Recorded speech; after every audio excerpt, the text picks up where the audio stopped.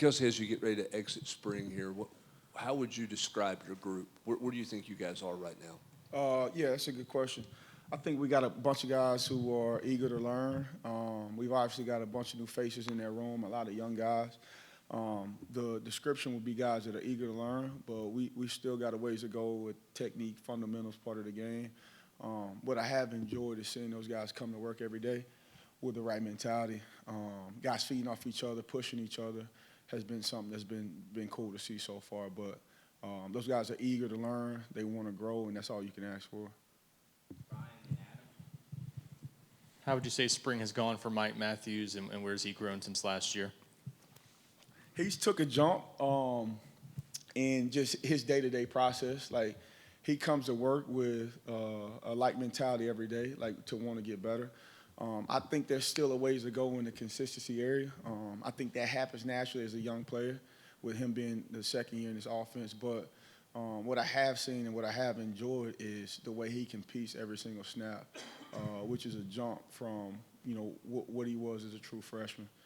He's one we're going to count on. He's one we're going to expect a lot from. And he's one that's going to meet the standard every single day. He's done that for the most part this spring. Do you anticipate the freshmen playing a lot this season, and what do you need to see out of them to tell you that they are ready for that? Yeah, I think you always got to coach those guys and prepare them as if they're going to go. I think you got to, treat that in the sense of, these guys we got to play. Now, some will be able to handle the learning curve, some won't. I think ultimately those guys got to be able to handle a certain capacity, whether that be volume with how many reps, whether that be a mental capacity and how much I can retain and be able to put information and apply it on the field. I think that's both physical and mental, but that's what you want to see to show that, hey, this guy's ready. Because ultimately, you don't want him thinking on game day. You want those guys being able to play natural. So the evidence in practice that you want to see is being able to handle a certain volume physically and then the capacity mentally to where they can go play and be natural. Kelsey, I fully understand you got to coach the guys that are in your room, but you only have 7 once Joe Kim gets here. What's the perfect number for scholarship guys in a room? I think that's hard to say. I think it really depends on your room. Sometimes 11 is a perfect number. Sometimes 7 is a perfect number.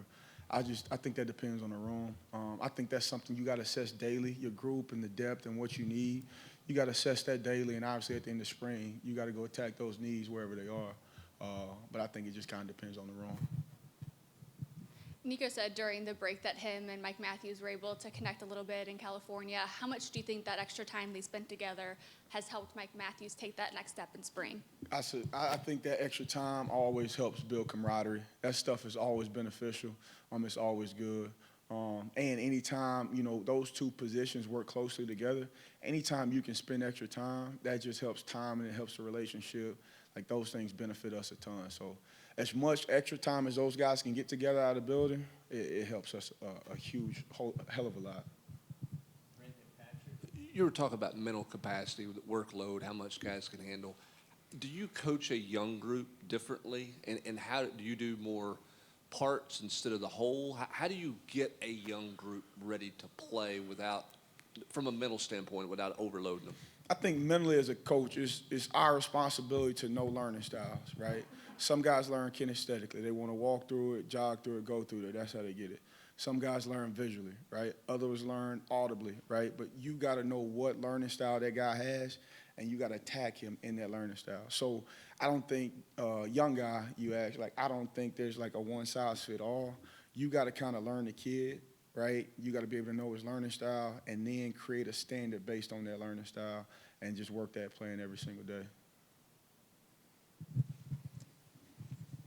Kelsey, we talked to Chris earlier this spring. He talked about wanting to finish more after last season, and he said he would kind of maybe beat himself up on the plays he didn't make. How do you handle a guy like that to try to build up his confidence mentally to get him to sort of move past bad plays and good plays too? Yeah, I think for one, you got to observe, and then you got to be intentional, right? The reason I say observe is because, you got to see when he's beating himself up, and it's more of a softer voice, reaffirming him, giving him confidence.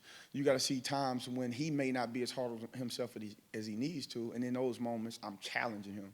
So observing first, and then once I'm intentional whatever I decide based on scenario, like this time I'm challenging him because he may not be as urgent. The next time I'm giving him confidence, telling him you're all right, reaffirming him because I see him beating himself up.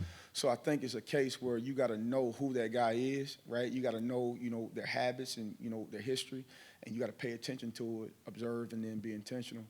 He's done a better job. He's got a ways to go. He's done a better job than last year, but he knows he's got a ways to go in that area. Because ultimately, I think when he does that right, he'll help us a ton. Coach, how much different is your job on the field with this group? When you lose a Brew and Dante and Squirrel, guys have been here forever, when you don't have as much leadership, how does your job change?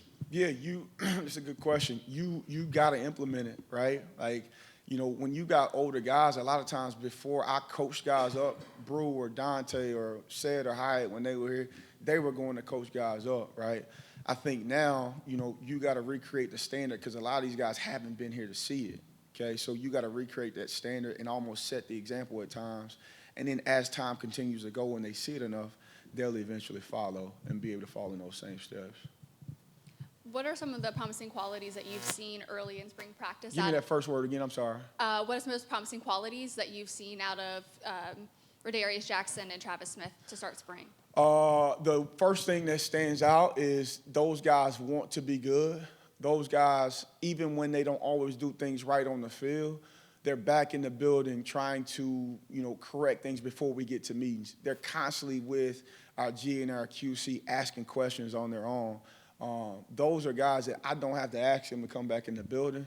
They're in the building on their own. I think that's an important quality because even when I need to get better, typically kids like that, they'll find a way to develop. Like you can develop them because it's important to them. And they show that by being in the building and wanting to correct things every single day. So those are two freshmen that I think are very headstrong because even when they have tough days, they keep the same approach. They're not letting their emotions and feelings and ego get in the way of them getting better and developing. And so when I think about those two guys, that's the first thing that stands out. And they're pushing each other, which is always good.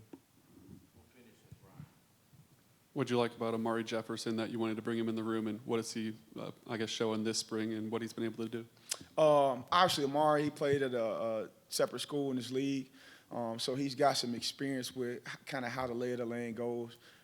He's a great kid. Like, he's awesome for the room. He's always going to come in the room with a good personality, good work ethic, smile on his face. For him, the transition is going to be learning what we do, kind of how fast we play and operate. That'll be something for him this spring to really keep honing in on to get ready for the fall. Thank you.